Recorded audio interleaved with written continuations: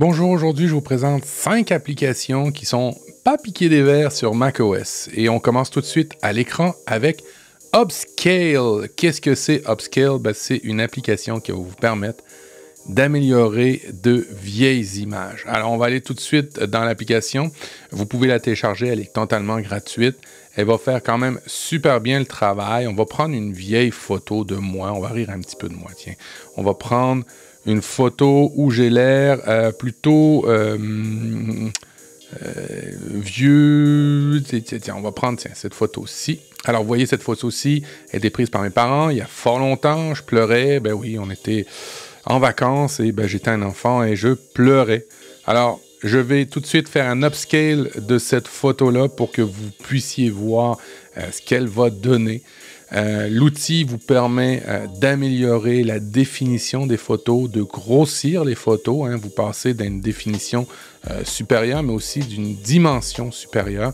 Et ça, c'est vraiment le fort de cette application-là. Vous allez pouvoir le faire aussi en batch. Alors, vous voyez ici, à gauche, c'est la photo originale. À droite, c'est la photo améliorée. Comme si vous y étiez, vous voyez la définition. Le ciel est plus clair. Le ciel est mieux, il y a moins de grains dans le ciel. La définition sur le véhicule, vous le voyez, ici, elle est très piquée au niveau du capot. Quand je glisse, c'est beaucoup plus lisse. Vous voyez ici, mon Bermuda est beaucoup mieux fait. La définition de l'image, l'arbre aussi est beaucoup plus clair. Bref, ça fait un très beau travail. Et évidemment, la photo est aussi beaucoup plus grosse. Alors, c'est la promesse de Upscale, c'est de vous permettre, en fait, d'avoir de meilleures définitions dans vos photos et de rattraper de vieilles photos pour le plaisir de votre mémoire. Si vous aimez faire des schémas, si vous aimez faire des graphiques, j'ai l'application pour vous. Ça va vous rappeler Visio, pour ceux qui connaissent ça. Ça s'appelle draw.io. draw.io. Il y a un site web, mais il y a aussi une version offline directement sur Mac et vous allez pouvoir créer toutes sortes de graphiques. Alors, vous allez pouvoir faire des graphiques, des plans de bureau, des plans de maison. Au niveau entreprise, vous allez pouvoir faire toutes sortes de schémas, d'organigrammes, de graphiques, d'images pour illustrer vos propos, des graphiques, des organigrammes, vous le voyez là. Si vous êtes un gars qui développe dans le cloud, vous avez tous les schémas pour AWS, Azure, Google Cloud, IBM Cloud. Si vous êtes un ingénieur, vous faites de l'électricité, vous faites des schémas d'électronique, vous allez pouvoir avoir tout ce qu'il vous faut là-dedans. Là, vous voyez l'organigramme, vous voyez des cartes mentales que vous allez pouvoir développer, des réseaux, si vous êtes informaticien au niveau télécom, vous allez avoir ça. Si vous êtes un développeur de logiciels, vous allez avoir les éléments de logiciels pour faire des schémas de données. Au niveau des gens qui font des projets, tout ce qui est diagramme de Gantt, tous ces éléments-là, vous allez les retrouver. De l'UML, des diagrammes de veine, si vous avez besoin, des maquettes d'applications web, si vous faites des applications web ou des applications mobiles, vous avez tout ce qu'il faut. Fait que bref, vous avez essentiellement tout ce qu'il vous faut ou tout ce que vous retrouvez dans un Visio. Vous allez pouvoir exporter tous vos schémas en format XML, PNG, SVG, mais vous allez pouvoir aussi les exporter en format Visio. Alors, on va prendre un format de réseau. Non, on va prendre AWS. Tiens, ça me fait plaisir. On va faire un schéma AWS. Alors, vous voyez, là, j'ai une architecture informatique AWS. Si je déplace, évidemment, les flèches s'adaptent. J'ai tous les stencils de AWS. Alors ça, c'est vrai pour AWS, mais tous les autres schémas aussi que vous avez vus auparavant. Et je vais pouvoir les exporter en format, je vous l'ai dit, PNG, JPEG, SVG, mais PDF, Visio, HTML, XML, en URL. Bref, vous allez pouvoir l'exporter ou l'enregistrer comme bon vous semble directement sur votre ordinateur. Et cette application-là, elle est totalement gratuite et commence à être assez utilisé au niveau professionnel. Alors, je vous dirais peut-être de vous commencer à vous y intéresser parce que des grands groupes comme AWS, Azure et ainsi de suite l'utilisent. Alors, ça devrait prendre le pas sur des Visios qui coûtent quand même assez cher maintenant. Vous arrive-t-il parfois de devoir supprimer des applications Sur Mac, c'est assez simple. Hein. On va se dire, on prend l'application, on la glisse dans la corbeille, ça se termine là.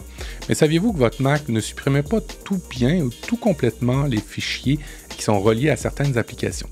On regarde tout de suite à l'écran de quoi je parle. L'application App Cleaner que je vais vous parler, qui va vous aider à supprimer comme il faut une application, ben, va aller chercher tous ces petits fichiers-là qui seraient reliés à l'application. Alors, on va aller chercher une application que je veux supprimer, qui est complètement détestable et qui ne fonctionne pas très bien. En l'occurrence, là, ici, c'est Snap Camera. Alors, cette application-là a été un poids de 311,8 mégaoctets. Et si je la supprimais, je supprimerais ce 311,8 mégaoctets. Alors, si je la supprime dans App Cleaner, vous voyez que c'est 312,3 mégaoctets que je vais finalement supprimer parce qu'il ne va pas juste supprimer l'application, il va aller supprimer tous les petits fichiers qui y sont rattachés pour faire la suppression. Et en l'occurrence, vous aurez juste à faire supprimer et il va vous demander votre mot de passe pour votre Mac. Vous allez pouvoir supprimer cette application-là et le tour sera joué. J'ai trouvé une nouvelle application. Celle-ci est payante, mais elle le fait beaucoup mieux que Browsersaurus et elle permet de faire des règles. Et c'est ça qui me plaît parce que moi j'ai un Stream Deck, hein, vous le savez, vous pouvez aller voir les vidéos qui ont été faites dernièrement. J'ai un Stream Deck et j'utilise beaucoup le Stream Deck. Et en fonction des touches que j'appuie, je veux que le bon navigateur démarre. Et pour ça, j'utilise Choosy. Alors, Choosy, c'est quoi? On va aller tout de suite à l'écran. C'est une application qui me permet dans macOS de dire le bon navigateur que je veux ouvrir. Alors là, vous voyez, à chaque fois que je clique sur un lien, il me présente les 3 navigateurs que j'ai sur mon Mac. Alors, j'ai Edge, j'ai Safari, j'ai Chrome. Et en fonction de mon choix, ça va ouvrir le bon navigateur. Alors, typiquement, on va ouvrir Choosy. On va l'ouvrir avec Safari.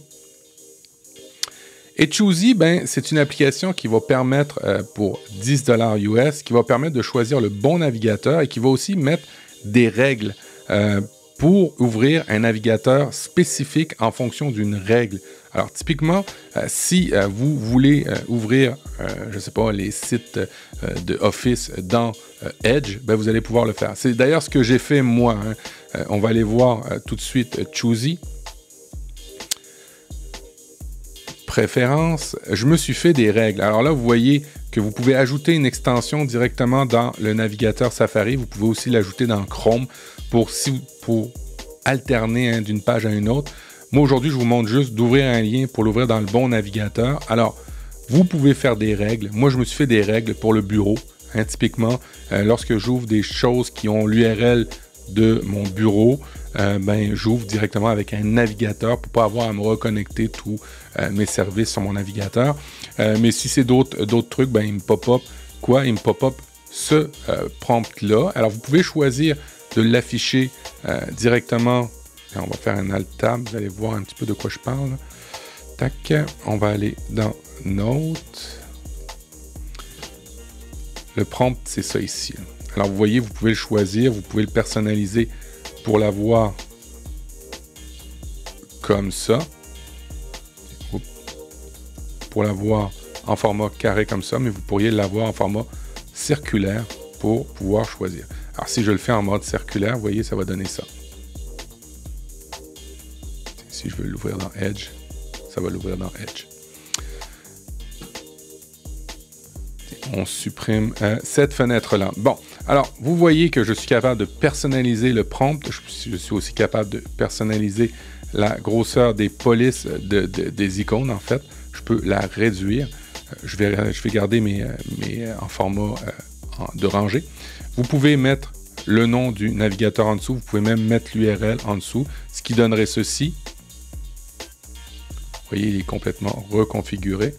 Vous pouvez aussi faire d'autres éléments pour de la configuration, mettre Choosy qui démarre automatiquement, mettre Choosy pour qu'il soit affiché dans la barre ici. Moi, je vais le cacher. Vous voyez, il n'apparaît plus maintenant.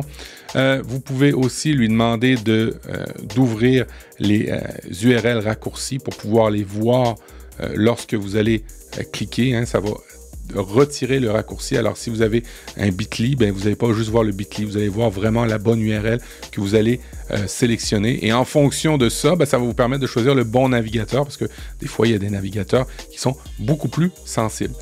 Alors, ça s'appelle Choosy, ça coûte 10 $ et c'est vraiment l'application idéale si vous avez des scripts automatisés pour ouvrir des sites, d'ouvrir le site avec le bon navigateur parce que des fois, il y a des petits déplacements, des choses, des plugins que vous voudriez avoir dans un plutôt que l'autre. Bref, ça vous permet d'avoir le choix du bon navigateur.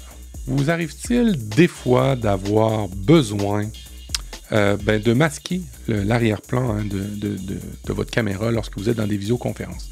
Typiquement, sur Teams, par exemple, vous pouvez masquer ça. Sur Zoom, vous pouvez masquer ça. Mais il arrive des fois où on tombe sur des sites plus différents qui ne permettent pas de le faire.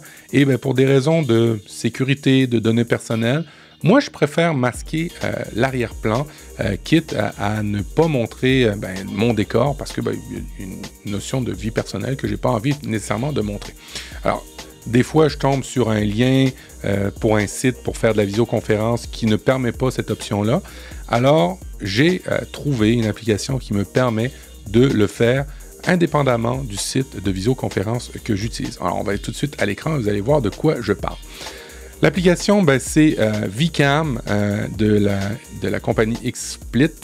C'est ça, XSplit. Moi, j'ai acheté la version payante, mais elle est gratuite. Vous allez pouvoir l'utiliser. Elle est gratuite avec un petit filigrane en arrière. Alors, ce que ça permet de faire, c'est que ça permet de mettre du blur en arrière de votre caméra. Et là, vous allez voir ce que ça donne directement en plein écran. Là, vous voyez, j'ai un blur d'arrière-plan qui peut se retirer, tout simplement. Et je suis capable, quand je fais une visioconférence, de masquer ça. Je suis aussi capable de mettre une couleur complètement noire. Là, vous voyez, j'ai une couleur noire. Mais j'ai aussi le moyen de mettre un arrière-plan. Tiens, on va aller dans mes images, on va aller dans mes wallpaper. On va prendre une belle image comme ça, d'arrière-plan. Et qu'est-ce que ça donne sur Mac? Vous voyez, il y a quand même une mauvaise petite définition, mais au moins, ça cache tout l'arrière-plan que j'ai de ma vidéo, de ma webcam, lorsque je fais de la visioconférence. Je dis visioconférence, mais ça peut très bien être tout simplement faire de la création de contenu.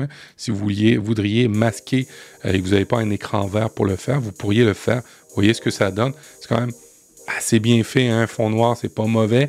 Et vous pourriez même prendre un green screen, changer la couleur et avec les applications, avoir une belle définition en arrière et faire du gaming, par exemple, si vous voudriez. C'était mes applications que je voulais vous montrer, des applications macOS.